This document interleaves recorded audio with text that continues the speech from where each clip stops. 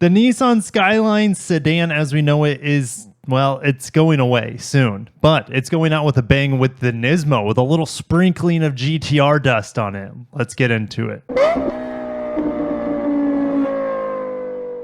Right on the heels of the Nismo Z, we have a Skyline Nismo. Now, why is this important? Well, it at least shows that Nissan is trying when it comes to performance as much as they can. This is definitely a love song, a partying song for the Skyline, as the Skyline, we'll talk about in a little bit, is going to be discontinued in the shape and form that we know it. Now in America, we don't get the Skyline as a Skyline, but we do get it as an Infiniti Q50 and Q60 coupe. Make sure to watch my recent review on the Q50. It's still quick, especially in all-wheel drive form.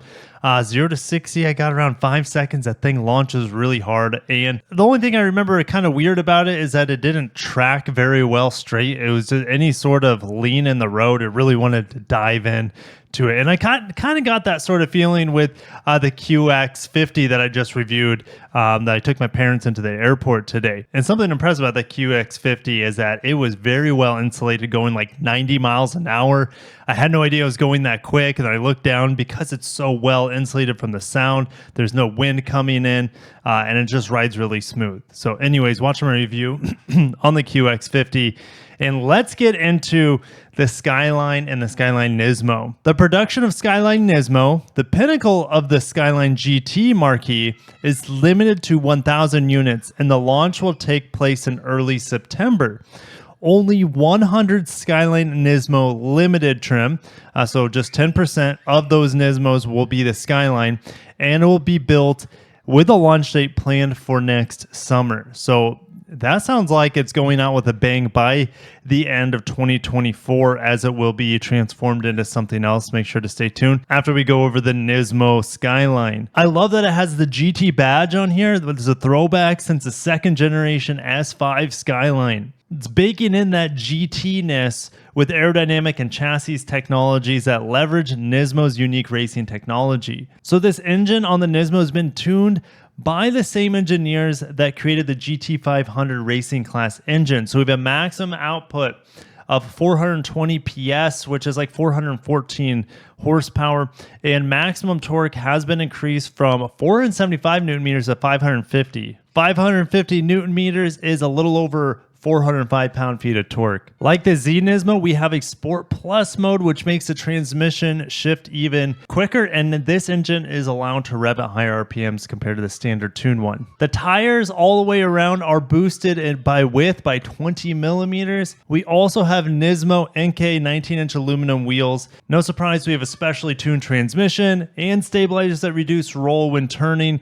and maintain tracking on uneven road surfaces. I was just complaining about that in the Q50 in my review, right? So maybe it tracks straight a little bit better. They're putting a different brake pad on here with better materials and have more resistance to fade. They have also updated the ABS system. Looks like stability control has also been upgraded here as well. Now here's a little GTR dust. They're using the same adhesive on the front and rear windshields to increase rigidity. 5 colors will be available. They don't say which colors, but they just say Nismo Stealth Gray is an exclusive color. And the limited special edition, remember the limited is only 100 of these 1,000. It's going to be the last probably 100 to roll off the assembly line in the late summer of 2024. This will commemorate the 60th anniversary of the S54A1 Skyline GT. The limited will feature a Takumi label that displays the details of the master craftsperson who individually assembled the engine at the Yokohama plant.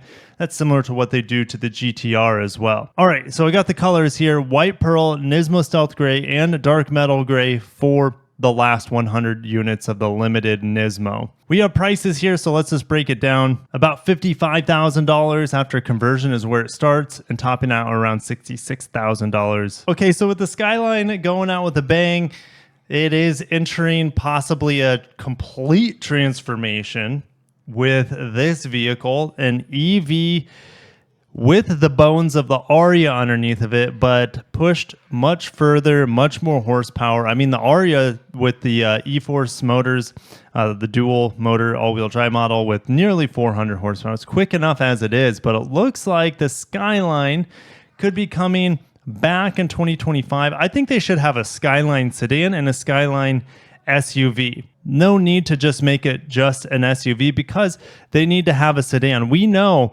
that in the Canton, Mississippi plant, they'll be making at least 4 new EVs, a sedan for Nissan and Infiniti and a crossover for Nissan and Infiniti. So why not just call them the Skyline on the Nissan lineup? I mean, Maxima would be cool, but on the Infiniti lineup, they can stick to the really obnoxious and lame naming of Q50 and QX50, and then, give them the red sport treatment for the updated horsepower numbers. They're saying for this battery electric vehicle, 450 PS. So let's say that's 440 horsepower. If Nissan does it right, they can do the Skyline name a little bit of justice as long as they include the sedan in the Skyline lineup still. And I think the Q50 and Q60 might be some of the last imported models from Japan in the Infiniti lineup. The Infiniti Q70 didn't have a very long lifespan. The QX80 will be getting a redesign soon. That will be coming from Japan. But man, off the top of my head, I don't know if any other vehicles will be coming from Japan for the Infiniti lineup. All right, speaking of Nissan and other Japanese automakers, their profits are soaring. Nissan doubles Q1 operating profit. Toyota doubles quarterly profit as sales surge. Honda posts 78% rise in Q1 profits on sales jump, and Mazda is really doing well here with their introduction of the CX-90 and the CX-50. And if you remember a few weeks back, I talked about how Subaru is making a ton of money, making as many vehicles as they can in Japan with the weak yen, and they don't have to pay their employees very much compared to the United States. So it's actually cheaper to build and ship their vehicles from Japan than it would be to manufacture them in Indiana. So all the Japanese automakers are doing well in North America. They're all suffering. I think pretty much the whole Chinese market, though, is suffering just a little bit, but all of them are suffering quite substantially over in China.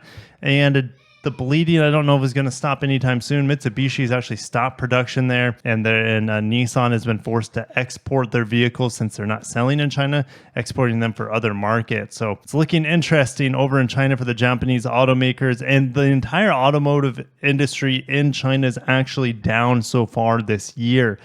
Which should be like a big warning sign for their economy and the global economy as well. But I got it there. Thank you guys for watching.